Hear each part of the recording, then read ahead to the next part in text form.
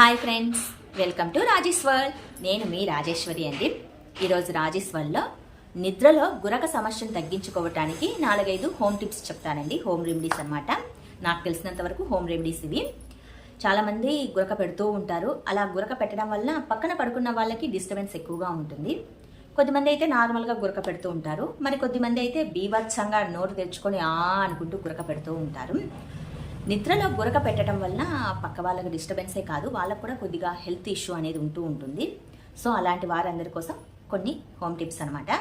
First tip వచ్చేసి olive ఆయిల్ని హనీని రెండింటినీ కలుపుకొని డైలీ పడుకునేటప్పుడు తీసుకోవటం వల్ల నిద్రలో గురక అనేది చాలా వరకు తగ్గుతుందండి. మరీ ఎక్కువ కాదు. ఆలివ్ ఆయిల్ తేనె రెండింటిని కలిపి ఒక 2 టేబుల్ స్పూన్ల వరకు తీసుకోవచ్చు. డైలీ యూజ్ చేయటం వల్ల నిద్రలో గురక అనేది తగ్గుతుంది. ఇంకా నెక్స్ట్ వచ్చేసి పచ్చి అటుకులు, పడుకునేటప్పుడు ఒక గుప్పెడుమైన పచ్చి అటుకులు తినటం వలన కూడా గురక సమస్యను తగ్గించుకోవచ్చు. పడుకునే ముందు యూకాలిప్టస్ ఆయిల్తో ఆవిరి పట్టుకొని పడుకోవటం వలన కూడా గురక అనేది చాలా వరకు తగ్గుతుందండి. ఇంకొకటి ఏంటంటే మనం పడుకునేటప్పుడు తల కింద ఎత్తు పెట్టుకొని పడుకోవాలి. దీనివలన కూడా గురక తగ్గుతుంది.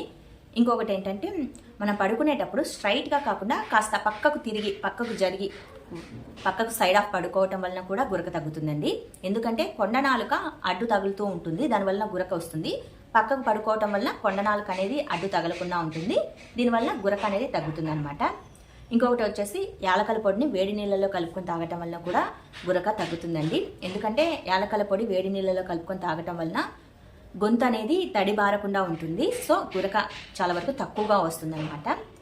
ఇవన్నీ జస్ట్ నాకు తెలిసిన ఇంట్లో చిన్ని టిప్స్ అండి. గురక సమస్యను తగ్గించుకోవడానికి చిన్ని టిప్స్ అనమాట.